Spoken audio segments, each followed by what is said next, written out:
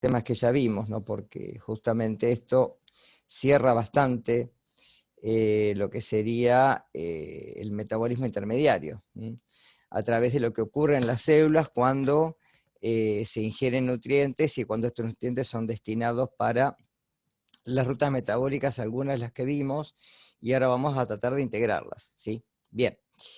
¿Qué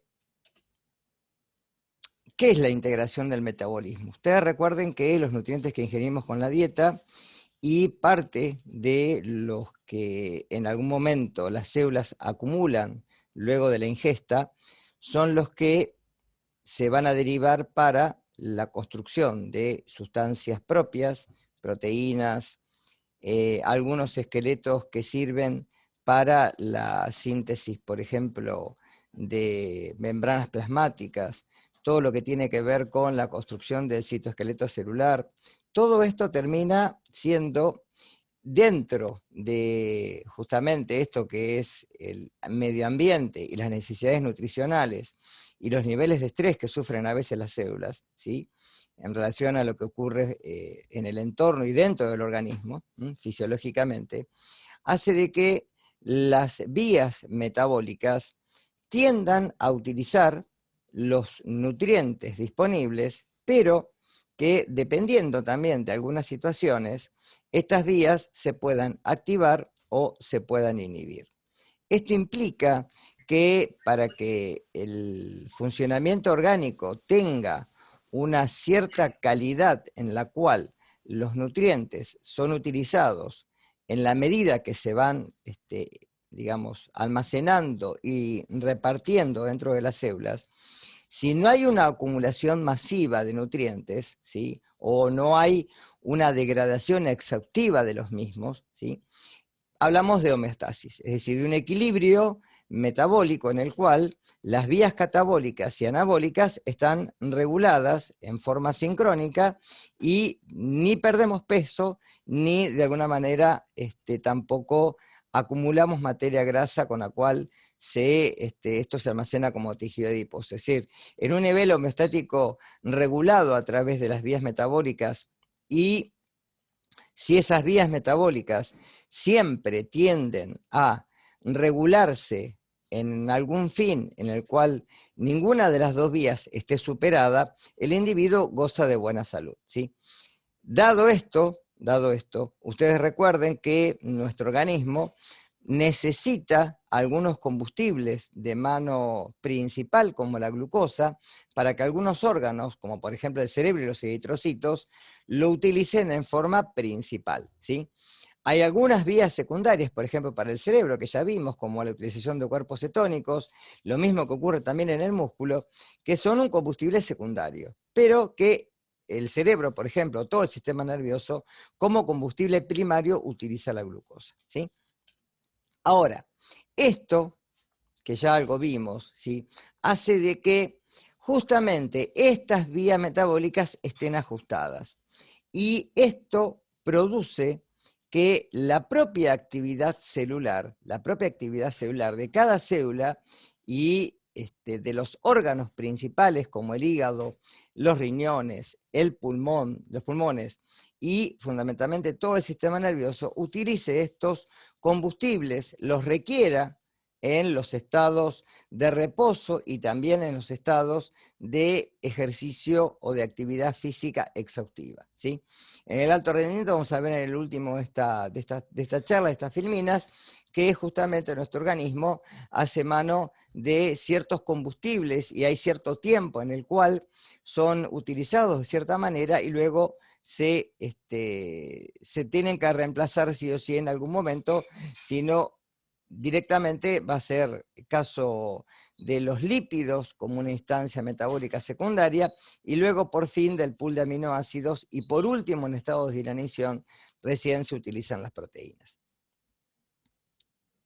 Ahora, ustedes recuerden que por las vías catabólicas, tanto las proteínas, los hidratos de carbono como polisacáridos, los ácidos nucleicos y los lípidos confluyen en vías metabólicas que van a hacer que la hidrólisis de estas sustancias culmine, fíjense, en intermediarios metabólicos que ya habíamos hablado, ¿sí? De las proteínas, los aminoácidos que se hidrolizan, por lo que vimos en la clase pasada, culminan, dependiendo del tipo de aminoácido, obviamente, en piruvato, en acetil-CoA, o directamente en algunos intermediarios que culminan en el ciclo de Krebs, ¿sí? Directamente. Ahora, esto hace que la desaminación culmine en la excreción de urea por vía renal. Esto es repaso de la clase pasada.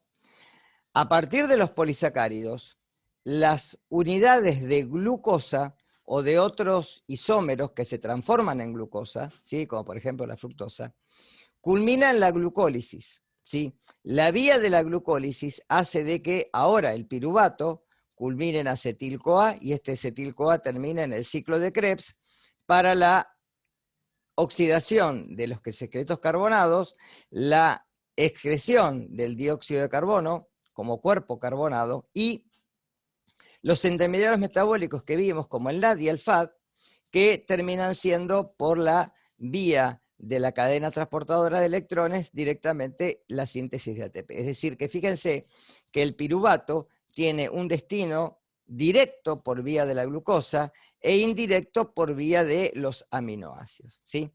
Por otro lado, tanto los ácidos nucleicos que sirven a través de la generación de bases y la generación de pentosas por la vía de la pentosa fosfato, una vía que ustedes no vieron con nosotros, pero para que tengan solamente el nombre, ¿sí? Esta vía culmina con la formación de glucosa a través del agregado de un átomo de carbono a las pentosas para hacer una hexosa y por la vía glucolítica terminar en piruvato, ¿sí? Otra vía fundamental es la vía de los lípidos. Los lípidos, recuerden que a partir de los triacilglicéridos, el glicerol se puede transformar en glucosa por vía de la transformación hepática y ahí culminar en piruvato. A partir de los triacilglicéridos, por beta oxidación de los ácidos grasos, estos culminan directamente no en piruvato, recuerden esto por favor, muy importante, puede ser pregunta de parcial, sino directamente en acetil-CoA. El acetil-CoA directamente culmina, como vimos recién, para la síntesis de ATP. Y los ácidos grasos, recuerden que también pueden, cuando la vía de beta oxidación está saturada, directamente culminar en la formación de cuerpos cetónicos, que también por vía del acetil-CoA, estos cuerpos cetónicos son los que vamos a ver después, pueden alimentar al sistema nervioso cuando no hay glucosa presente. Por la vía anabólica, vía totalmente contraria, pero totalmente regulada en forma sincrónica a través del catabolismo y anabolismo. Recuerden que esto nosotros lo estudiamos como fines de estudio, pero que las vías están reguladas y se dan en las células directamente cuando alguno de las dos vías está activada, la otra automáticamente se inhibe, ¿sí? Acá, por la vía anfibólica del ciclo de Krebs, los esqueletos carbonados pueden formar piruvato y a través de esto formar glucosa y directamente almacenarse como glucógeno hepático y muscular, ¿sí? Por la vía del acetil-CoA terminamos conformando, recuerden, aminoácidos, igual que por la vía del piruvato, ¿sí? Las reacciones biosintéticas hacen de que el NADPH, con el poder reductor que tiene, pueda conformar ácidos grasos por la vía de la formación del ácido graso común, que es el ácido palmítico, y de ahí poder conformar otros ácidos grasos a través de las relaciones metabólicas que hay a nivel celular, ¿sí? Y por la vía de las pentosas formar ácidos nucleicos a través de la glucosa cuando ésta sobra de manera y se necesitan directamente bases purínicas para poder generar los nucleótidos necesarios para la replicación celular. Ahora, ¿cómo se regulan? Para regular y para poder tratar de que las células no entren en lo que es fenómenos de apoptosis o de necrosis a nivel celular, ¿sí? Cuando, por ejemplo, hay déficit fundamentalmente de ciertos precursores como vitaminas o ciertos precursores como esqueletos carbonados, ¿sí?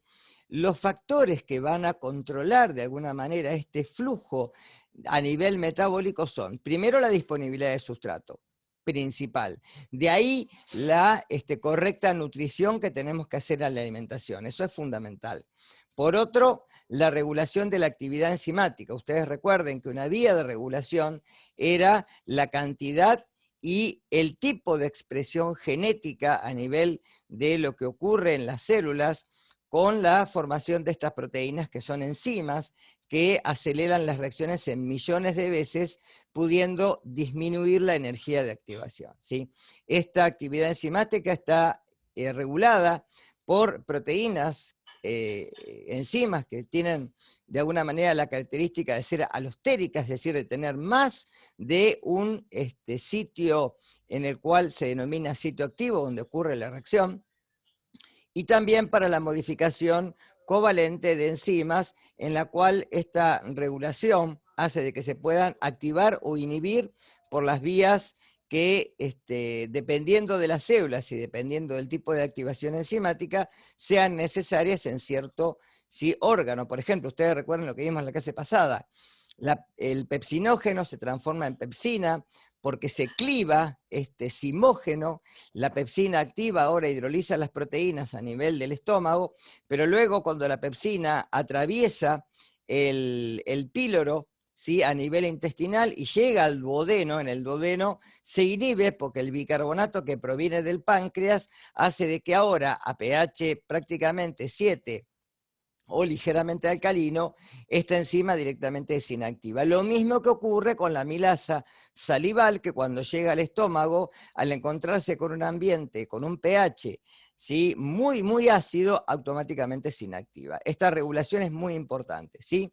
Y obviamente la concentración de enzimas y la expresión enzimática va a depender del órgano y de las células que lo conforman. Estas variaciones, y se lo puse acá muy resaltado para que lo vean, ¿sí?, se da también a nivel de la síntesis de estos metabolitos denominados hormonas, ¿sí? Las hormonas, recuerden que son señales exócrinas, es decir, endocrinas, perdón, señales que se van a producir hacia una célula o un órgano blanco a gran distancia del órgano o la célula efectora. Por ejemplo, el páncreas secreta hormonas peptídicas como la insulina y el glucagón, que son activas en las células que necesitan glucosa, que no se encuentran, ¿sí?, cerca del órgano, sino a veces a gran distancia, ¿sí?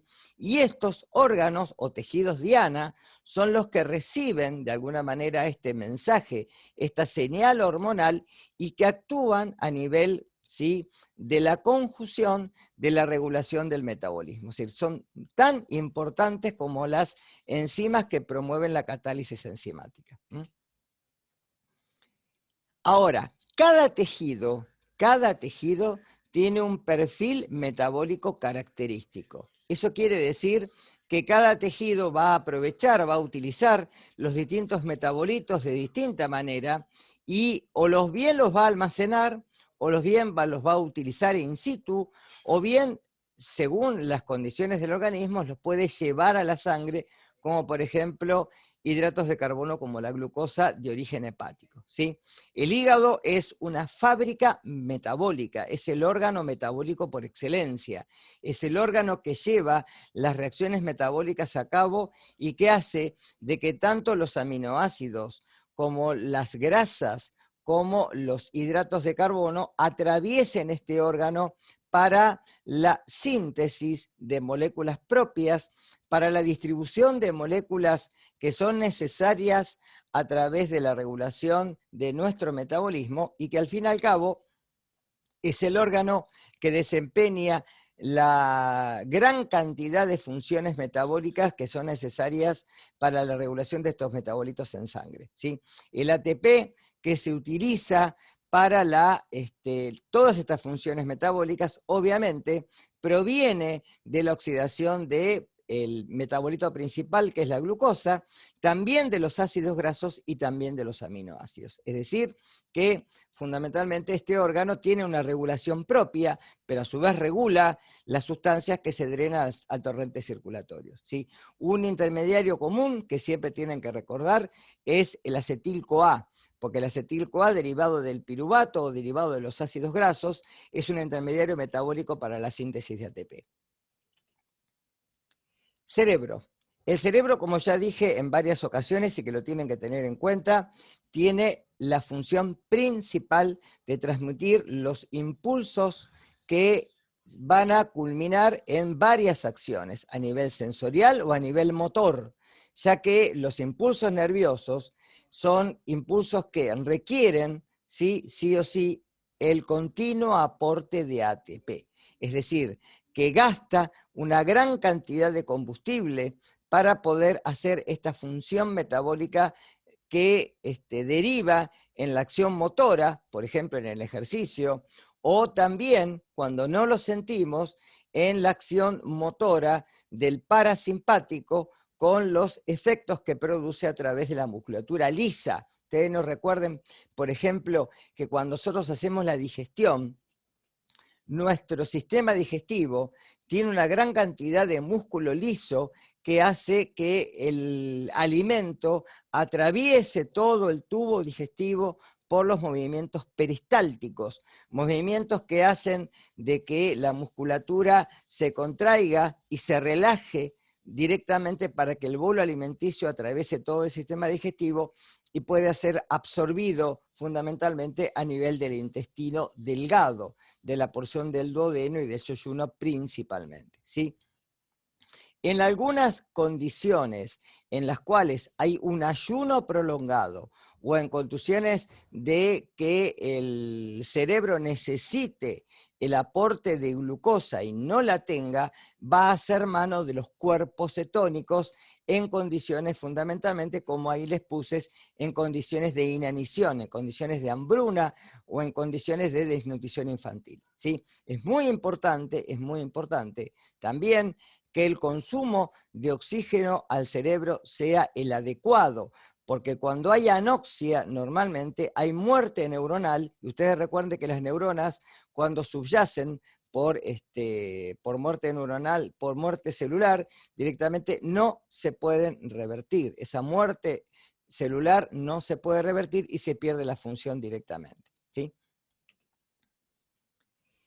En el tejido adiposo, que es un tejido de reserva, ¿sí? Fundamentalmente los adipocitos guardan estas moléculas de triacilglicéridos como grasa. Ustedes recuerden que se almacena en el citosol de las células y gracias a las lipasas, ¿sí?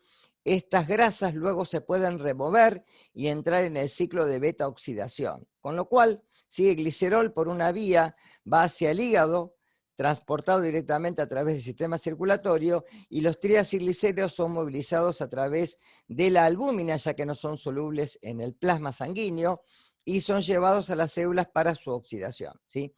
Ahora, los adipocitos son células altamente activas que van a conservar y pueden liberar esta fuente energética debido fundamentalmente a los estímulos hormonales, como por ejemplo los estímulos del glucagón y los estímulos de la adrenalina y noradrenalina, ¿sí? Hormonas que directamente son hiperglucemiantes o son hiperactivadoras metabólicas para la fuente energética, ¿sí?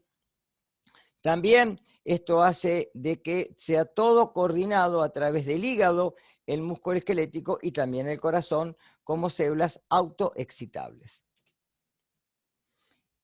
En el caso del músculo esquelético, hay varias fuentes de energía utilizables, ¿sí? Directamente actúa transformando toda la energía química en moléculas de ATP, que luego las va a convertir en energía mecánica para el trabajo metabólico a nivel muscular. Ustedes recuerden que la célula muscular tiene estas proteínas que son la actina y la miosina que necesitan ATP para la contracción de la fibra muscular. Esto hace de que el músculo utilice varios combustibles, fundamentalmente la creatina fosfato, ya que almacena un fosfato en esta molécula de creatina, que es un metabolito de excreción por excelencia, la glucosa, fundamentalmente, que se almacena como glucógeno a nivel muscular y que es utilizada, recuerden, in situ. No la puede, carece de glucosa 6-fosfatasa, que es la enzima que la puede llevar a la sangre, con lo cual el músculo la tiene que usar en el lugar. Y también utiliza los ácidos grasos y los cuerpos cetónicos, dependiendo el grado de actividad física. En el caso del hígado, el hígado recuerden que es la central metabólica del organismo. Va a regular los niveles de estos metabolitos y va a hacer que pueda llevar a la sangre ciertas moléculas como principalmente la glucosa y también pueda regular la actividad de las lipoproteínas que llevan el consumo necesario de lípidos a través de las células que lo necesitan, como por ejemplo el colesterol. Ustedes recuerden también eso, ¿sí?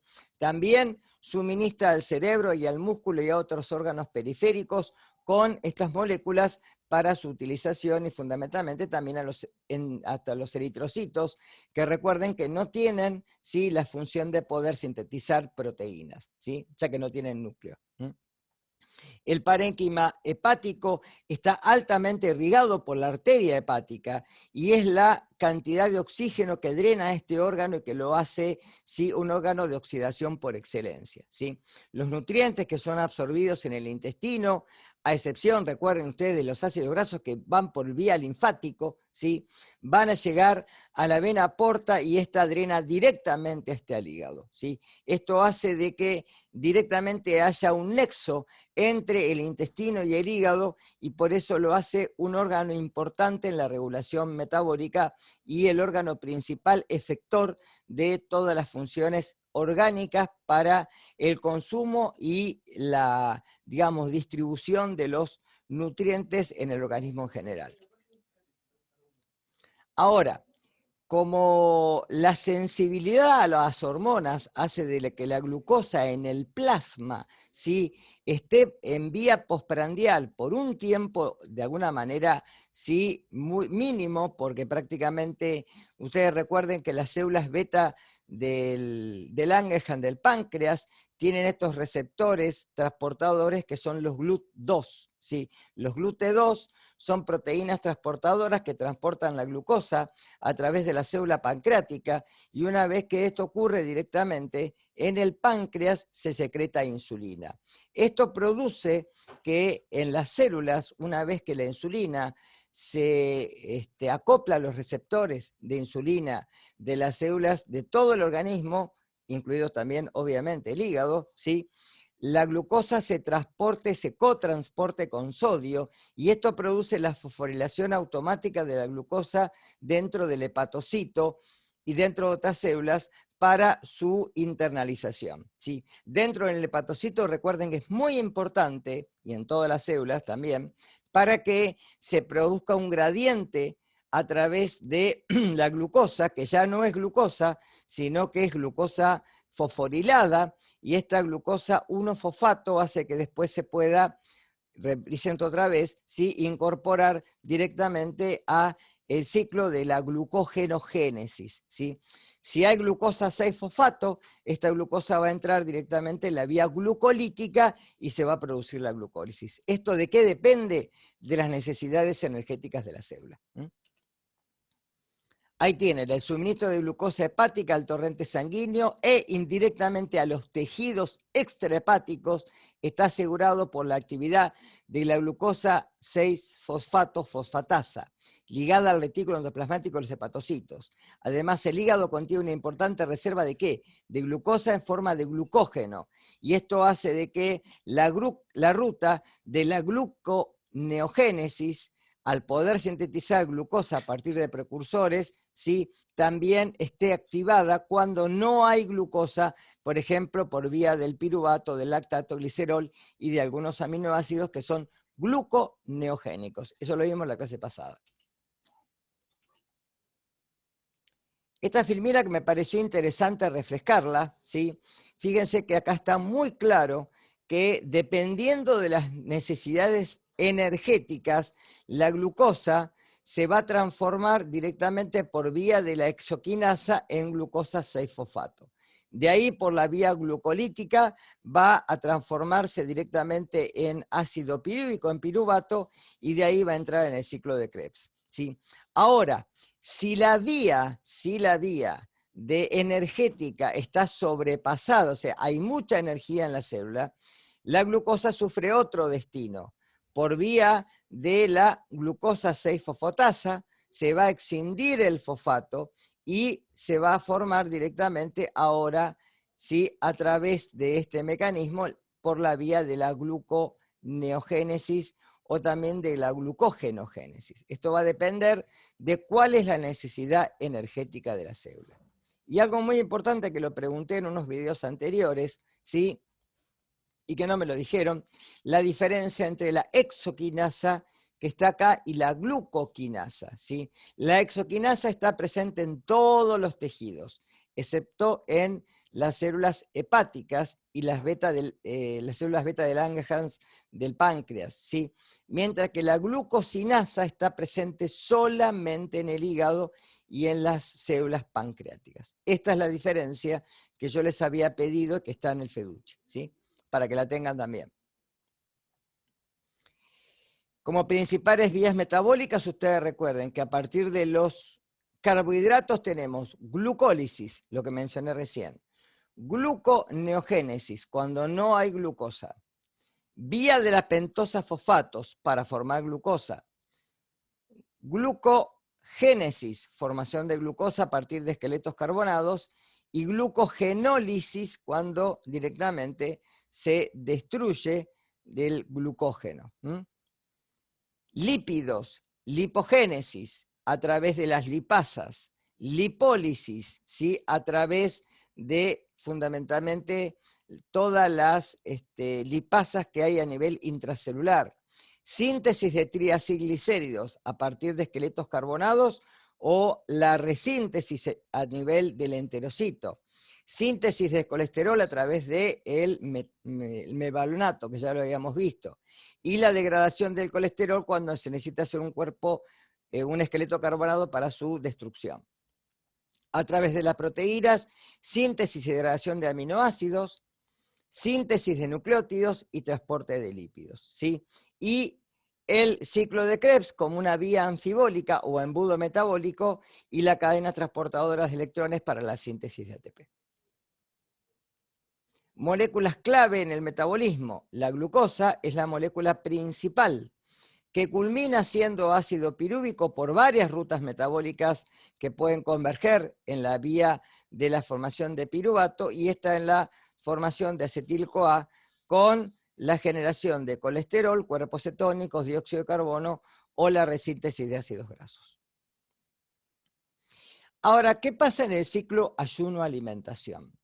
Cuando nosotros consumimos alimentos, ya lo habíamos hablado, en el periodo postprandial, o sea, 2 horas después de la alimentación, ¿sí?, normalmente cuando los hidratos de carbono, la glucosa, comienza a aumentar en el torrente circulatorio, directamente el páncreas sensa este aumento de glucosa y secreta insulina, ¿sí? En el ayuno temprano, después de cesar la captación de combustibles en el intestino, 4 o 12 horas después de recibir alimento, el ayuno prolongado, cuando no hay aporte de alimentos prácticamente después de 12 horas de recibir la última alimentación, en la inanición, más de 3 días sin recibir alimento, y en la renutrición, el estado inicial, la regar nutrientes provenientes del intestino, ¿sí? Estos son los ciclos que pueden ocurrir.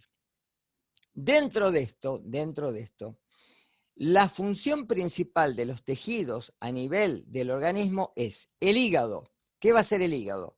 Sintetizar fundamentalmente glucógeno, cuando hay aporte de glucosa, ¿sí? Las proteínas plasmáticas, la urea, ácidos grasos y VLDL son la síntesis del hígado a través de fundamentalmente los componentes que son necesarios, ¿sí? También la distribución de cuerpos cetónicos. También va a realizar fundamentalmente el proceso de glucógenogénesis para almacenarlo luego de la ingesta. Es un órgano de detoxificación por excelencia. La célula hepática, el hepatocito, ustedes recuerden que tiene un retículo endoplasmático liso muy abundante, y esto confluye fundamentalmente con la detoxificación a nivel celular. También suministra el combustible al cerebro, como por ejemplo la síntesis de glucosa de novo, al músculo, porque puede drenar glucosa a la sangre, y también puede sintetizar, esterificar y resintetizar lípidos y lipoproteínas, ¿sí? El requerimiento energético que va a utilizar el hígado pueden ser cetoácidos, pueden ser cuerpos cetónicos, ¿sí? El músculo esquelético, directamente la función es el trabajo mecánico, el trabajo muscular.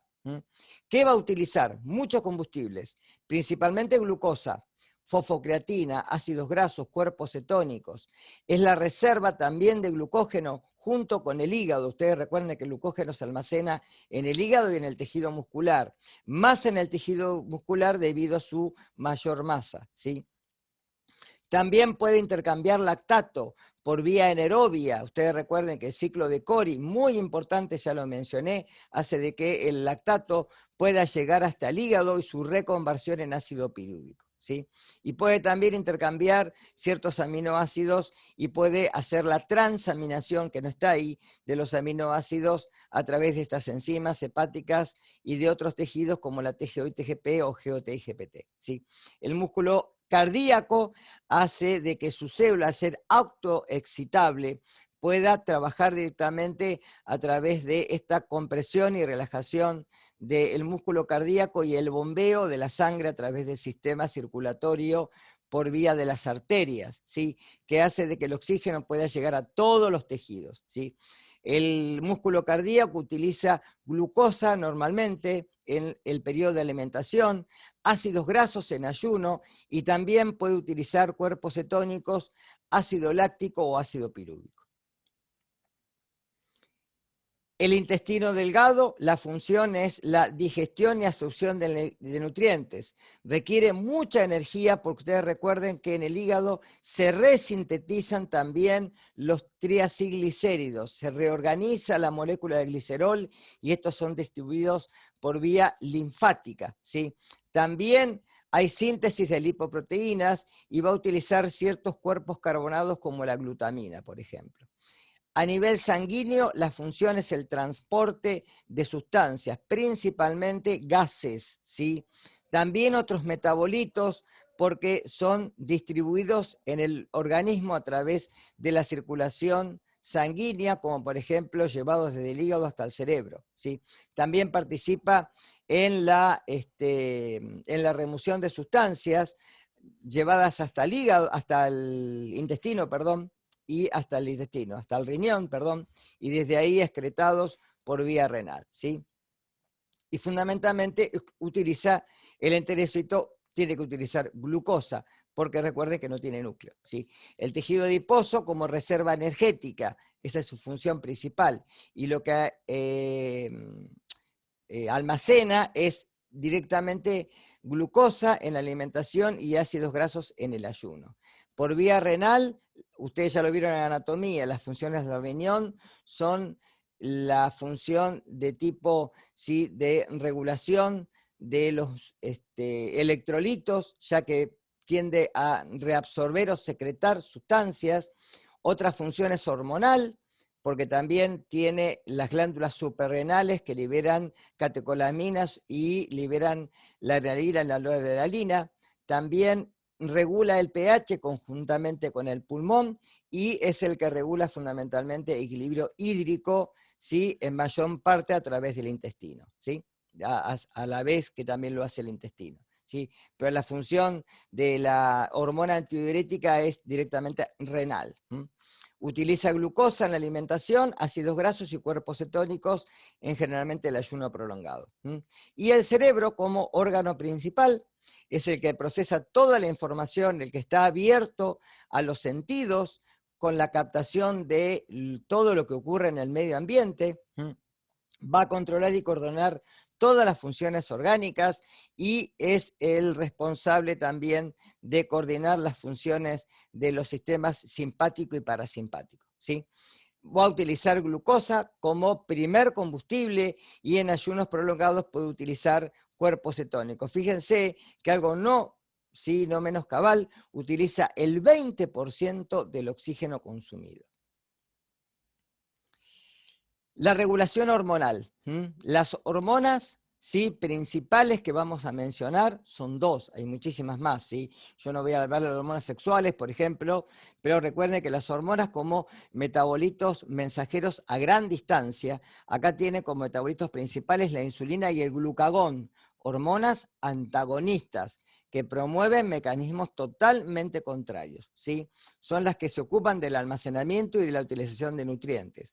Otra hormona, como por ejemplo la adrenalina, también es liberada como respuesta en el sistema nervioso a fenómenos como la hipoglucemia, al ejercicio o otro tipo de estrés fisiológico, como por ejemplo el miedo, ¿sí?, o la acción del organismo frente al ejercicio intenso, ¿sí? Hay otras hormonas, como los glucocorticoides, ¿sí?, como la adrenalina, que aumenta la disponibilidad de combustibles. Ahí tienen un repaso de lo que acabo de decir recién, la insulina, esta hormona que es directamente hipoglucemiante, ¿sí?, controla los niveles de glucosa sanguíneo. El glucagón como hormona antagonista aumenta la glucosa plasmática, fundamentalmente debido a la falta de la misma. Y la adrenalina, también conocida como epinefrina, que directamente aumenta en los estados de estrés fisiológico. Ahí tiene la insulina, ¿sí?, en un repaso de lo que dije, es la que transporta la glucosa al músculo y al tejido adiposo, no me voy a detener mucho en esto porque ya mismo lo que dije, y de alguna manera es la hormona que tiende a que nuestro organismo almacene sustancias. Por vía contraria, el glucagón favorece la movilización de combustibles, ¿sí?, hace todo lo contrario que hacía la insulina. Y la adrenalina es la que es capaz de activar la cascada de AMP cíclico gracias a estas proteínas, que es la proteína quinasa A, muy importante porque es la que actúa en una de las vías metabólicas de la utilización del glucógeno, a partir de la glucogenólisis. Ahí tienen un resumen de lo que hace la proteína quinasa A, activa vías metabólicas para que el glucógeno se excinda, ¿sí?, y directamente también promueve la lipólisis y la beta-oxidación, ¿sí? Hay ciertos mecanismos de las proteínas quinasas que son muy estudiados y esta es una, ¿sí?, enzima que directamente actúa a nivel de los fenómenos de, es una proteína, perdón, que actúa en los fenómenos de fosforilación y desfosforilación que yo les mencioné antiguamente como regulación metabólica. Ahí tienen que la proteína quinasa activa, ¿sí?, directamente hace que las células cambien de un estado de consumo activo de ATP a una producción activa de ATP, ¿sí? Y los niveles endógenos de AMP se modifican cuando los niveles de ADP o ATP son bajos. Por eso hay un cociente entre ADP y ADP, que es el que sensa la célula para activar o inhibir algunas de las vías, si la catabólica o la anabólica. ¿De acuerdo? Recuerden lo que ocurre, por ejemplo, esto es lo que ocurre, fíjense, con la glucemia. La reserva en gramos es de 20 gramos, ¿sí? La energía que provee aproximadamente en ayunos de 40 minutos, una caminata, fíjense, 5 minutos y una maratón 4 minutos. El glucógeno hepático, una reserva de 80 gramos, la energía es de 3,5 horas en ayuno, en una caminata 70 minutos y una maratón 18 minutos. El glucógeno muscular, la reserva es mucho mayor, miren, 150 gramos. En ayuno 14 horas, en una caminata 5 horas y una maratón 70 minutos. Por eso generalmente se hacen las postas para aumentar, ¿sí?, y para no caer en el switch de la derivación de glucosa a cuerpos cetónicos. Y los lípidos, ¿sí?, la reserva es de 9.000 a 15.000 gramos en el tejido adiposo, una reserva de 34 días, muy importante para los animales que hibernan, ¿sí? Una caminata 11 días y una maratón 3 días. Ejercicio de corta duración, ¿sí? Fíjense, comprende una escala que va de los 35 segundos a los 2 minutos. ¿Qué se utiliza? En los rendimientos de duración corta, el músculo utiliza ¿qué? Juntamente una reserva local, ATP, a partir de la que tiene fosfato, algo que me preguntaron en las clases pasadas, ¿sí? Y también utiliza el ATP que se encuentra a nivel de la fosforilación oxidativa, ¿sí? Del ciclo de Krebs, y también utiliza el glucógeno muscular, ¿sí? De 190 a 210 pulsaciones por minuto, cuanto más corta y más intensa es la actividad, más participación de los efectores que no necesitan oxígeno. En los de larga duración se extiende generalmente en lo que va de los 10 minutos hasta 35 minutos, con pulsaciones de 180 a 200 por minuto, ¿sí? El principal sustrato es el glucógeno muscular y extramuscular, el hepático, y se prolonga el ejercicio, también se utilizan las grasas, ¿sí? Sostiene el metabolismo y fundamentalmente cubre directamente el 70% de la energía.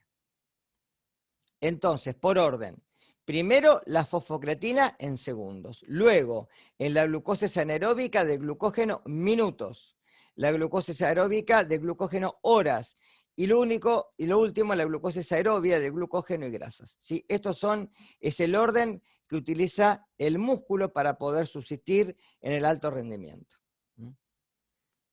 Y te recuerden, de lo que vieron en anatomía, las fibras rojas son ricas en mitocondrias y vasos sanguíneos y producen directamente poco o nada de lactato. En cambio, las fibras blancas tienen pocas mitocondrias, al tener pocas mitocondrias forman lactato por una vía anaerobia y directamente consumen oxígeno, pero directamente en la contracción rápida. El equilibrio entre la oxidación y el glucosa de la fibra depende obviamente de la potencia utilizada, ¿sí?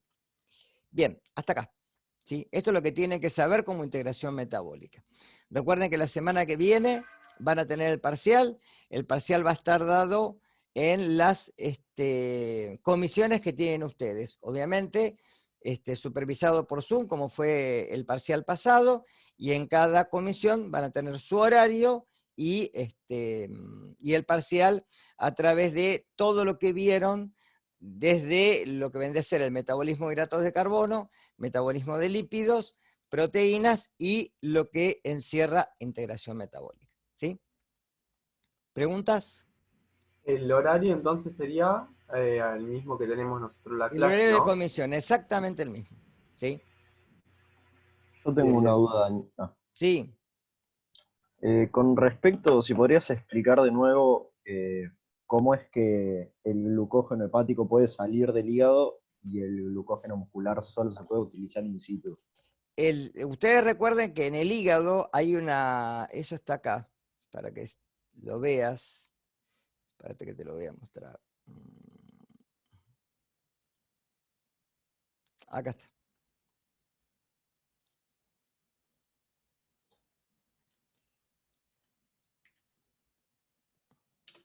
Acá, en esta filmina. El suministro de glucosa hepática al torrente sanguíneo e indirectamente a los tejidos extrahepáticos está coordinado ¿por qué? Por la glucosa 6-fosfatasa, ¿sí? O 6-fosfato-fosfatasa, es lo mismo. La fosfatasa, vos recordá que exinde grupos fosfato. ¿Qué quiere decir esto? Que la glucosa está fosforilada. Este es un recurso ¿para qué? Justamente, y lo mostré, si vos te recordás la filmina del encuentro que vimos con la formación de glucógeno, buscate esa filmina, que justamente el músculo no tiene esta enzima. Como no tiene esta enzima, la glucosa que se remueve del glucógeno cuando se exinde, se hidroliza el glucógeno, queda dentro de la célula fosforilada, no puede salir. Vos recordá que con un recurso importante que tiene la célula es que las sustancias siempre entran a favor del gradiente, ¿sí? Si la glucosa está fuera de la célula porque aumentó la glucemia, ¿sí?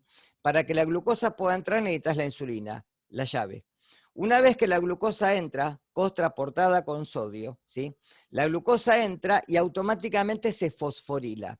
Por eso que tenés, lo que yo les dije hoy, enzimas como la hexoquinasa o la glucoquinasa, que dependen del tejido, ¿sí? Pero las dos promueven la misma reacción bioquímica, la fosforilación de la glucosa. ¿Por qué? Porque la glucosa que está dentro de la célula, como está fosforilada, es distinta que la que está fuera y que no está fosforilada. Con lo cual, como son distintas, no hay una saturación porque no se igualan las concentraciones y la glucosa sigue entrando mientras está fuera, ¿está? Una vez que la glucosa entra, tiene dos destinos. Un destino, que lo mostré en las filminas anteriores, es poder entrar en la glucólisis porque es necesaria la formación de ATP. El otro destino, es porque hay ATP, es la formación de glucógeno. Entonces, si de alguna manera, en un estado de ayuno, se necesita glucógeno o en el ejercicio, el glucógeno se va a hidrolizar a glucosa por la glucógenolisis. Esto ocurre en las células hepáticas y en las células musculares. En la célula muscular, como no tiene glucosa 6-fosfato-fosfatasa, directamente lo tiene que usar in situ. En el hígado, como lo puede llevar a la sangre porque tiene esta enzima, se le corta el grupo fosfato y ahora la glucosa puede salir. ¿Quedó claro? ¿Se entendió? Sí, muchas gracias. O sea ¿Sí? que lo que impediría que el glucógeno pueda salir del músculo sería que está fosforilado. Más que el glucógeno, que la La glucosa glucosa. proveniente del glucógeno, está claro que no es lo Claro, mismo. sí, sí, sí. Glucógeno no Bien, puede bien, salir bien. nunca. Glucógeno es una molécula como en el tejido adiposo las reservas de grasa, que son moléculas de grasa que se almacenan adentro del adipocito. Ahí la lipasa, ¿sí? Directamente lo que hace es cortar, excindir directamente el enlace que hay entre los ácidos del glicerol y poder llevarlos a la sangre. ¿Está claro? Lo mismo ocurre en el músculo. Entonces, en el músculo es muy importante que la glucosa se va a utilizar en el lugar, in situ. No la puede llevar a la sangre. En cambio, el hígado sí. ¿Estamos? Bien, perfecto. ¿Quedó? Sí, sí. Acá tenés la vía, mira. Está clara la vía, ¿ves? Entonces la glucosa puede o entrar por la vía glicolítica directamente o entrar en la gluconeogénesis. Directamente pasar a través de la glucosa 6-fosfato, formar glucosa de vuelta y esta glucosa puede entrar o a la síntesis de glucógeno o directamente puede atravesar ciertos circuitos y transformarse, porque vos recordás que la glucosa no solo sirve como una fuente para ser utilizada, sino también para ser almacenada. Entonces puede ser que entre en la vía hidrolítica o entre en la vía de almacenamiento, cualquiera de las dos. Y acá están las dos enzimas que son antagonistas. Cuando esta funciona, esta no. De ahí que la proteína quinasa A haga que esta enzima se fosforile y directamente esta también se fosforila y se activa. Es decir, que esto va a depender de un camino regulatorio que es sincronizado por la cantidad de energía que hay en la célula. ¿Estamos? El examen va a ser similar al anterior. Van a tener verdadero falso, choice, algún problema que pueda haber de beta oxidación, etc. Pero más de eso no va a ser. ¿Sí? Buenísimo. Entonces, cada uno en su horario, el Cada día uno de en la su horario. comisión, listo. Perfecto. Exactamente. ¿Sí? Bueno, cualquier cosa, envíen mail si necesitan algo y si no, nos vemos el martes que viene, en este horario. ¿Sí? Buenísimo, Daniel. Nos Gracias. vemos. De nada. Nos vemos. Hasta luego. Pero, Chau, chau. Después les subo esto. dale, buenísimo.